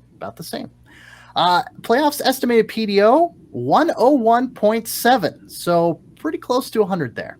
A little bit over, but yeah, not too shabby. All right, if the Laval Rocket are to win the Eastern Conference Finals, they do so by containing Sam Annis. Sam Annis has been on fire in the T-Birds playoff run, and while he got a slow start to the season, he has very much looked like the top AHL player he was in 2019-20 in Iowa since about mid-December. The Kostin, Pekka, Annis line has been great, but Annis is the one that's driving that success. If the Vol is going to win this series, containing Sam Annis is priority 1. Secondly, Laval wins the series if they put a lid on the Thunderbirds' power play. This goes hand in hand with containing Sam Annis, as half of his points this postseason are power play points. It's like going back to Iowa Wild and throwing it back there all over again. Lots of power play points for Annis. Laval just held a very dangerous Amherst power play to just 1 conversion on 14 chances on the series. Springfield's power play poses different challenges, though. Rochester was trying to use quick puck movement to free up shooting lanes for one-timers for guys like Quinn or Peterka. Springfield doesn't really look for one-timers and instead is looking to let Sam Annis get the puck high in the zone and work downhill where he can hit McGing in the slot for a quick shot. Go across Royal Road on the other side for a high-danger attempt. Usually it's Pekka there, but not always. Or he can kick it back to the point for a shot through a layered screen from Brady Lyle. Or, hell, Annis can shoot it himself. Springfield is also incredibly patient and efficient on their zone entries on the power play. They don't always have to hit the line with speed, but they will regroup and double back to gain the zone, which is different than what Rochester did. Caden Primeau continues to lock it down. That's the third and final point if the Rocket are to win this series. I've been impressed with Primeau in the playoffs thus far. How much of his run this postseason is sustainable success? That's a story for another time. However, I still expect the Laval defense to have moments of chaos in front of him and to have those breakdowns. Just like in the series against the Amherst, when those moments happen, he'll need to come up with more answers than the T-Birds goaltenders if the Laval Rocket are to win this. So that's what the Rocket's going to have to do if they're going to have to win their victorious series. Sean, what is going to be the X factor? The X factor for us for this series is net front defense. In basketball analysis, you hear a lot about dominating the paint, winning battles around the basket, getting rebounds, and overpowering the defense from the low post. This is not a basketball podcast or a farming podcast, but that analysis kind of shifts into this series a little bit here. Springfield seems to execute the hockey version of that against Charlotte. They dominated the net front. They made sure Joey Decore didn't have a lot of clean looks at shots. They got an ungodly number of goals from tip-ins that Decore never had a chance at. Springfield's forward group is once again going to have a size and strength advantage over their opponent's defensive core and will very likely look to play that same power game down low and, in basketball terms, dominate the paint. Laval has had struggles defending that as well. Brett Murray in the last series certainly found some success. And did the Amerks ever miss Michael Mersch in that series? Laval is also looking to attack that area in the net front, but they do so in a very different way. Laval is looking to thread passes into that high danger net front area and score that way. If T-Birds fans remember how Zach Dalpe scored in Game 2 of that series, just finding soft ice at the net front and ripping a one-timer off a nice pass. That's what Laval is looking to do off the cycle. But they're also looking to sauce passes into the slot and across railroad on rush chances as well. Basically, both teams are looking to do damage from those high danger areas right at the top of the crease, but they do so in vastly different ways. Springfield with screens, tips, and winning battles at the net front with their power forwards. Laval with playmaking, setting up backdoor tap-ins. Either way, net front defense is going to play a pivotal role in this series, even though it's going to look different for both sides. But which team does it best is very likely to win. Okay, it is time for the last portion of this Eastern Conference Finals segment. Of course, it's time for the picks. And as always, I shall go first. Man, I know that Springfield fans are going to argue against this because they're undefeated in the postseason, but I feel like Laval has a lot of momentum that they continue to build upon in this playoffs. And so with that in mind, I say this is going to be a close series that goes the distance. 6 or 7 games I don't think is going to be a surprise to me. But in the end, it's the Rocket blasting off again. Getting Callie Rosen back is a nice boost for Springfield, but I think Laval has too much going for it at the moment. They're a faster team top to bottom, and I believe more in the body of work that Caden Primo has presented in the playoffs than Lindgren and Hofer. I think that is a more sustainable level of success for goaltending as a whole on Laval's side. I agree that I think this series is not going to be over quickly. I also think it's a different caliber of team. The Atlantic was, I think, by far the weakest division this year. They only had 2 teams with winning records in the Atlantic division, Springfield and Charlotte. Providence was at 500. Everyone else lost more games, whether in overtime or in the shootout, than they won. And that's not true of any of the other divisions. I've said the whole time, I thought the North, whoever won the North was going to walk to the Eastern Conference Finals. I maybe don't think it's going to be a walk necessarily. I think Springfield is going to give Laval a very good test here, but I still think this is Laval's series. But that's not to say Springfield can't win or won't win, but standing here on the precipice of these games getting started, I think Laval is favored for a reason. And that's how the model sees it as well. The model has Laval as a 54.8% favorite in the series. But the games are going to be close, and I think this one goes 6 or 7. Yeah, we seem to be in the same boat there. Yep. So we are going to take a break. After the break, we will head to the other half of the conference finals here in Stockton and Chicago. If you're just here to listen to Springfield and Laval, thank you for stopping by. Don't forget to subscribe wherever you're listening to us from so you get episodes in a timely fashion. Also, check us out on social media. Links to all of that and more can be found in our Linktree page at linktr.ee/The Calder Farmstead. We're going to run some ads, pay some bills. We'll be right back. Stay tuned. Okay, we have returned from break, and we have one more conference final to discuss. And of course, that's going to be the Stockton Heat coming out of the Pacific Division against the Chicago Wolves. Both of these teams winning their respective divisions. And yes, good little visual there from Shawnee. And both of them, right up to the end, going for that regular season crown as well. So, Sean, let's preview it. Let's see where these games are going to be held. And if it goes all 7, let's see what it holds for us.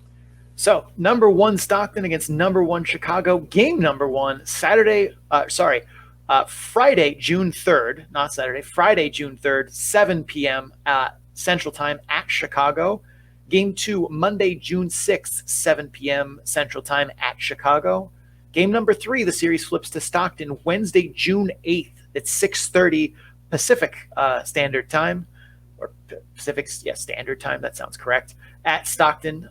Game number 4, Friday, June 10th, 7 p.m. Pacific in Stockton. Game number 5, if necessary, which probably will be, Saturday, June 11th, 6 p.m. In Stockton. Game 6, Tuesday, June 14th, if necessary, 7 p.m. in Chicago.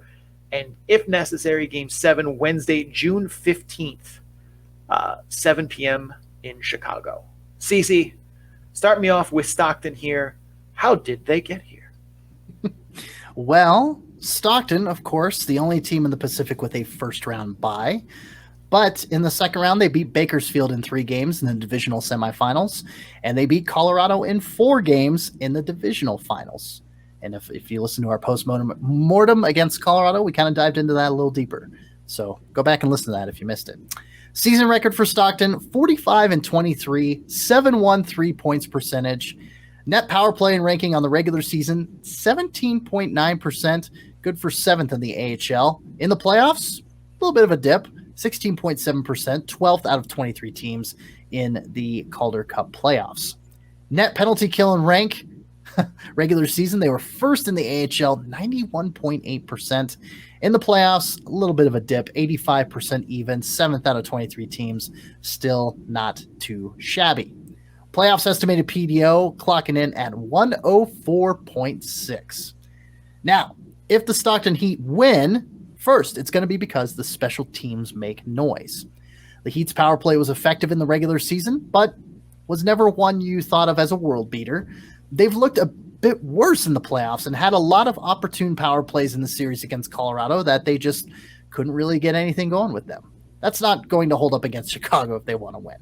On the other side of the coin, their PK was lights out during the regular season, and while Bakersfield did find some success against it, Colorado did not.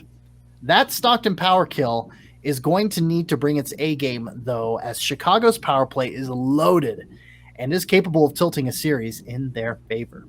If Stockton wins, their special teams found a higher gear and helped push them over the finish line. Number 2, and this is a big bullet point here, Adam Ruzicka looks like one of the best players in the AHL. Before he got called up to Calgary, he had 16 points in 14 games and looked poised to light the American Hockey League on fire, no pun intended. Calgary called him up around Thanksgiving, and he stayed in Calgary for most of the remainder of the season, only playing 3 more games for Stockton during that period of time. Despite miserable ice time in Calgary, Ruzicka put up respectable numbers. However, his last game before game number 4 in Colorado was an entire month prior. And in that Colorado game, he looked fine, but not the top AHL forward that he rightfully is. I imagine it takes a game or 2 for him to shake off that month-long rink rust and get back to that form. It may take a little more, or it may take less. Who knows? But Ruzicka is probably the most talented skater in the series. And if Stockton wins, it's because Adam Ruzicka found that form and put on a show. That's all I have for Stockton. Sean, the other side of things, the Chicago Wolves. Tell me, how did they get here? Well, they got here by beating Rockford in 3 games in the divisional semifinals. They beat Milwaukee in 4 games in the divisional finals. Chicago's season record, best in the AHL, 50-26 for a 724 points percentage. Their net power play and rank from the regular season was 17.1%. That was 11th in the AHL. In the playoffs, though, 25%. That is still only good for 5th out of 23 playoff teams because, well, we've had some wild power plays to speak of in the AHL playoffs. Net penalty kill and rank, 87.9% in the regular season. That was 3rd in the AHL. In the playoffs, 77.4% net penalty kill, 17th out of 23. Not great, Bob. Their playoff estimated PDO, a piping hot PDO bender for the Chicago Wolves, 107.6. That's definitely sustainable. If Chicago wins this series, it's because depth scoring shone through. I'm basically just expecting at this point that Stockton somehow snuffs the Podorowski and Drury lines.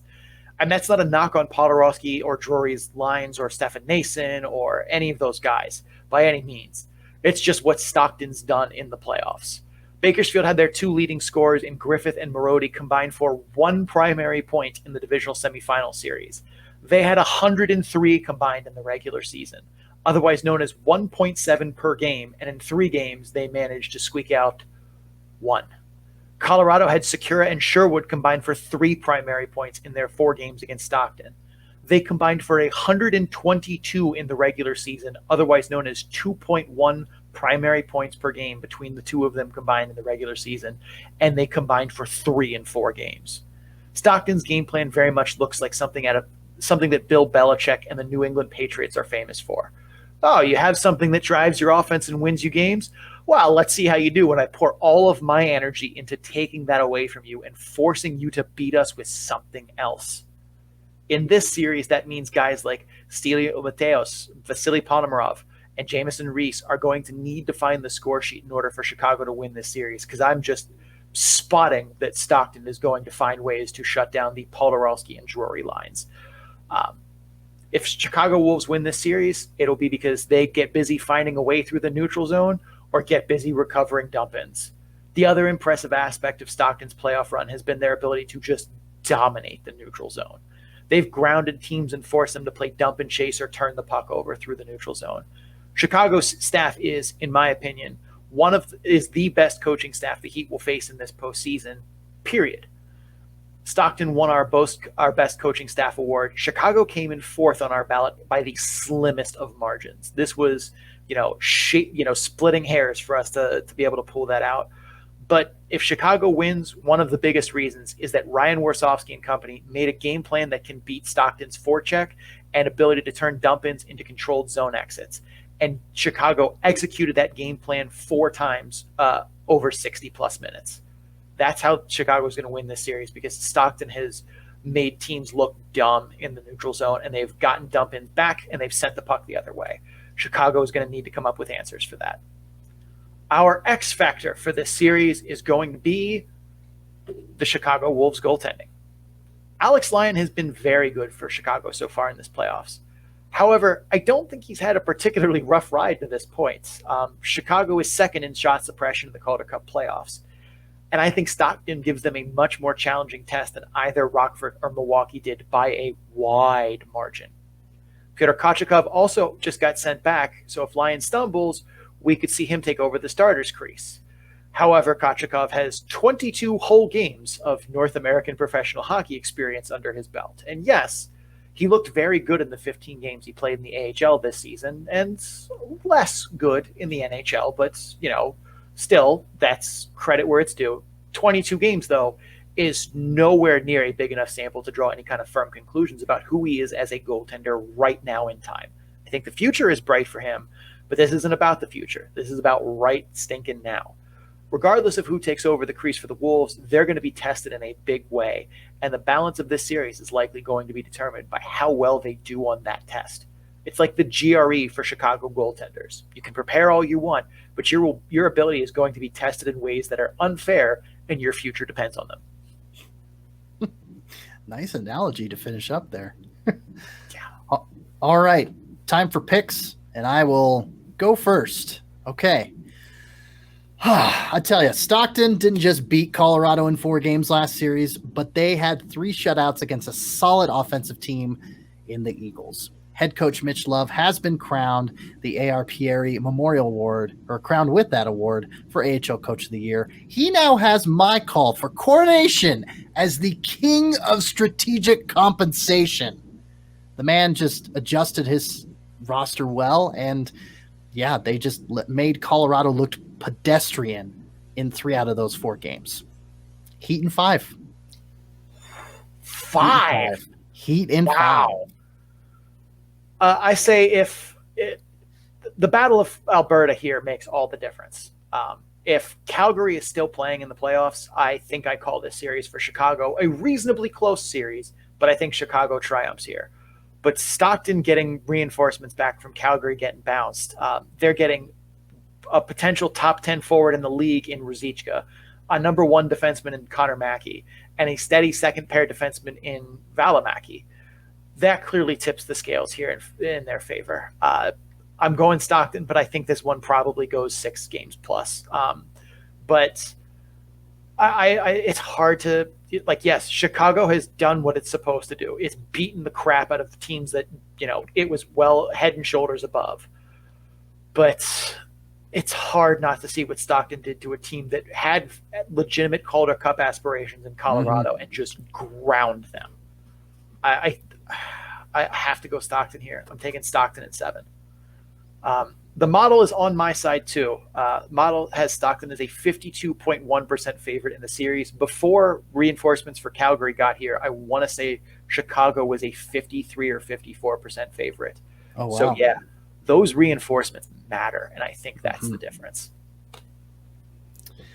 Okay, well, we're recording this Thursday evening, June 2nd. So now we wait for game 1 of both the Eastern Conference and the Western Conference finals to come up on Friday when you're hopefully enjoying this episode. But alas, we are at the end, and that is it for the show.